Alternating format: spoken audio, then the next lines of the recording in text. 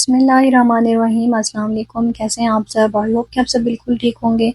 और जी इस वक्त मैं हॉस्पिटल जा रही हूँ। मेरे बच्चे जो थे वो बीमार हो गए थे और यहाँ पर इतना पता नहीं चलता बीमारी का, बट जब हॉस्पिटल जाते हैं तो पता चलता है कि बच्चों को आयरन डेफिशिएंसी हो गई और पता नहीं क्या क्या वो टेस्ट लेते हैं।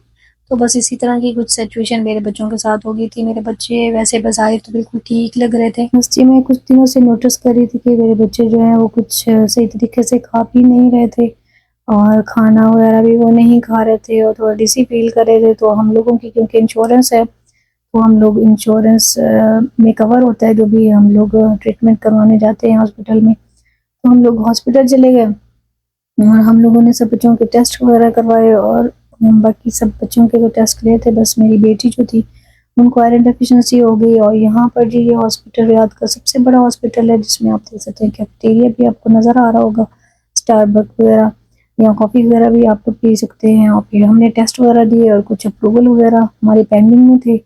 इसी दौरान फिर जब टेस्ट वगैरह दिए अच्छा खासा उन्होंने खून निचोड़ लिया मेरे बच्चों का। इससे पहले कि मेरे बच्चों को चक्कर वगैरह आ जाते हैं मैंने सोचा इनको कुछ एनर्जी के लिए खिला पिला दूँ। तो हम लोग हॉस्पिटल की कैंटीन में आ गए थे और यहाँ पर थोड़ा बहुत फूड ऑर्डर कर लिया था मैंने बच्चों के लिए ताकि थोड़ा बहुत उनका खून जो उन्होंने निकाल लिया था वो वापस आ जाए।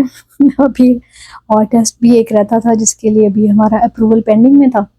तो हम लोग फिर कैंटीन में बच्चों के साथ थोड़ा टाइम स्पेंड करने आ गए क्योंकि अप्रूवल के लिए भी बैठ कर हम काफ़ी बोर हो रहे थे। तो इस वजह से फिर हम लोग कैंटीन में आए और ताकि इनका खून जो है वो दोबारा से बन जाए और इनका एनर्जी लेवल भी थोड़ा सा बूस्ट हो जाए। यहाँ पे सऊदी लोग भी कुछ शॉपिंग वगैरह कर रहे हैं, कुछ खाने के लिए चीज़ें ले रहे हैं। इसके बाद ही हम लोग वापस अप्रूवल वाली जगह में पहुँच गए थे और यहाँ पर ये टोकन सिस्टम था। खैर अप्रूवल डल होने के बाद ये आप देख सकते हैं कि इन्होंने इंजेक्शन जो है वो लगा दिया है। मेरे लिए छोटा सा फिरोज़ का इंजेक्शन है जो कि ड्रिप में मिक्स करके नर्स ने लगाया था और ये बस 30 मिनट में ही फिनिश हो जाती है ये बॉटल। और साथ ही मैं आपको रूम का विज़िट करवाऊँगी। खैर ये रूम तो नहीं है, बहरहाल ये इमरजेंसी का रूम है। इमरजेंसी में उन्होंने हमें रेफ़र कर दिया था कि आप लोग वहाँ से जाकर इंजेक्शन लगवा लें क्योंकि एडमिट नहीं किया था उन्होंने।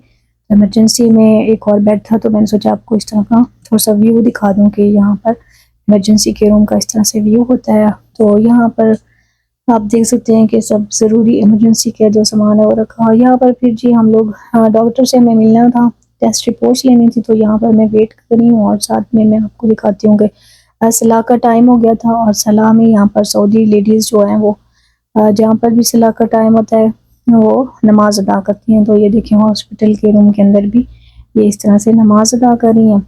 इसके बाद जी हम लोगों ने जब अपने टेस्ट वगैरह डन करवा लिए तो हम लोग वापस घर जा रहे थे। तो फिर बच्चों ने कहा कि हमें पार्क चलना है तो रास्ते में ही पार्क आती थी तो हम लोगों ने सोचा कि ठीक है अभी कुछ टाइम था हमारे पास तो हम लोग पार्क चले गए। और पार्क जाते जाते हमें शाम भी हो चुकी थी। अब देख सकते हैं कितना ज़्यादा रश है तो पार्किंग भी नहीं मिल रही थी क्योंकि यहाँ पर आजकल में समर सीज़न है तो समर सीज़न में सऊदी लोग शाम को ही आते हैं। तो इस वजह से देखिए आप कितने ज़्यादा पार्किंग जो है वो बिज़ी है। तो बस हमें यहाँ पर जगह नहीं मिली तो अभी हम थोड़ा सा आगे जा रहे हैं कहीं और एक और पार्किंग है उसमें जगह फाइंड करेंगे और फिर वहाँ पर अपनी गाड़ी को पार्क कर देंगे और फिर हम लोग बच्चों को पार्क के अंदर ले जाएंगे। बस थोड़ा बहुत टाइम हम पार्क में स्पेंड करेंगे उसके बाद हम लोग घर चले जाएंगे। और यहाँ पर हमें कैट नज़र आ गई थी, कैट के छोटे छोटे बेबीज़ भी थे बट वो सब हमसे स्केयर्ड हो गए थे और वो छुप गए थे ना, तो इसलिए मैं आप लोगों को दिखा नहीं सकी। और यहाँ पर कैट्स बहुत ही प्यारी प्यारी होती हैं पार्क में ना, उनके छोटे छोटे किटन होते हैं, बहुत मज़ा आता है और मेरे बच्चों को तो बहुत ही मज़ा आता है पार्क में। खैर